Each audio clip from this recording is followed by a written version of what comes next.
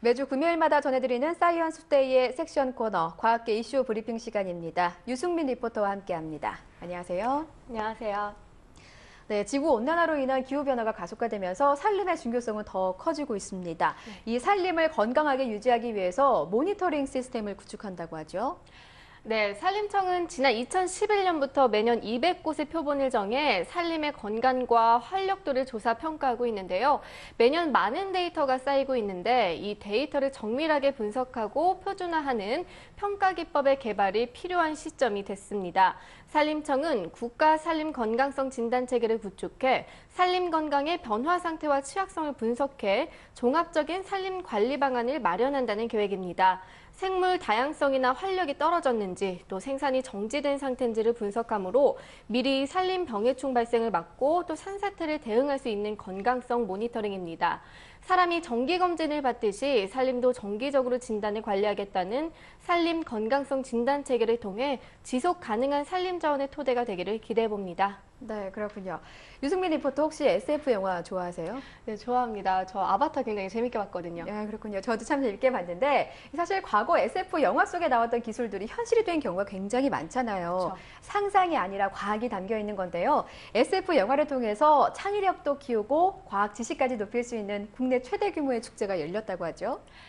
네, 국립과천과학관에서 올해로 4회를 맞이한 국제 SF 영상축제는 인간과 자연이 공존하는 감동 과학기술이라는 주제로 전 세계 10개국 18편의 SF 영화들을 한자리에서 만날 수 있습니다. SF 영상을 보고 그 속에 숨어있는 과학 원리와 직업 세계를 스타 과학자들한테서 들어보는 시간도 마련됐습니다. 이번 축제에서는 3D 영상 장비를 이용해 입체 영상을 직접 만들어보는 등 다양한 공상과학 체험도 즐길 수 있습니다. 특히 증강현실을 이용한 아이언맨 슈트 체험은 아이들에게 큰 호응을 얻었습니다.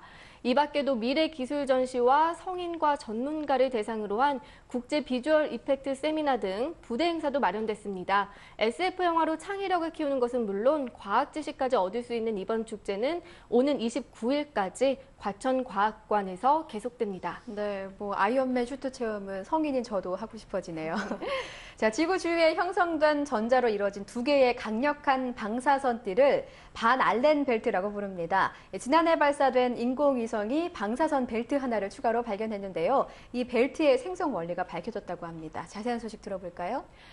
네, 지구 상공 12,800km. 인공위성이 이 지점을 통과하려면 단단한 준비가 필요합니다. 강력한 방사선으로 이루어진 반알렌 벨트가 지구를 둘러싸고 있기 때문입니다. 태양에서 나온 전자가 지구 자기장에 갇혀 만들어진 이 방사선층은 인공위성의 치명적인 오작동을 유발합니다. 그런데 지난해 8월 방사선 벨트를 관측하기 위해 쏘아올린 위성이 한 달 만에 세 번째 벨트를 발견했습니다.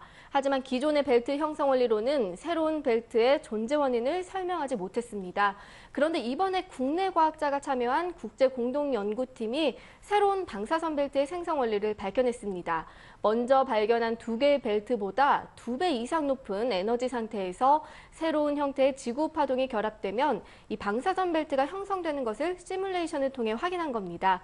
이번 연구 결과는 세계적인 과학 전문지 네이처에 게재됐습니다. 네, 그렇군요. 자, 영화 터미네이터 2를 보면요. 형체를 마음대로 바꿀 수 있는 액체 금속이 나오는데요. 영화에서처럼 이렇게 스스로 복원이 가능한 물질이 개발됐다는 소식 들어볼까요? 네, 고무 젤리처럼 생긴 물질인데요. 네. 한 가운데를 자른 뒤에 두 개의 조각을 서로 붙이고 또 상온에서 2시간을 두면 붙습니다. 네, 잡아당겨도 끊어지지 않는데요. 상온에서 복원 반응을 촉진하는 특별한 촉매 없이 스스로 복원하는 중합 화합물로는 세계 최초입니다. 네, 연구팀은 자동차와 전기 부품, 의료용품 등 다방면에 활용할 수 있을 것으로 전망했습니다. 네. 자, 다음 소식 알아보겠습니다. 우리 민족의 상징이죠. 한국 호랑이의 게놈 지도를 국내 연구진이 세계 최초로 완성했다고 합니다. 이 한국 호랑이가 세계 고양이과 동물의 표준이 될 것으로 보이는데요. 뿌듯하네요. 이 소식 들어보겠습니다. 네, 이번 연구에 사용된 호랑이 유전자는 2003년 에버랜드에서 태어난 태극에서 얻었습니다. 연구진은 3년 전 채취한 태극의 혈액에서 24억 4천만 쌍의 염기 순서를 밝혀내 게놈 지도를 완성했으며 이 가운데 2만 226개의 유전자를 찾아냈습니다.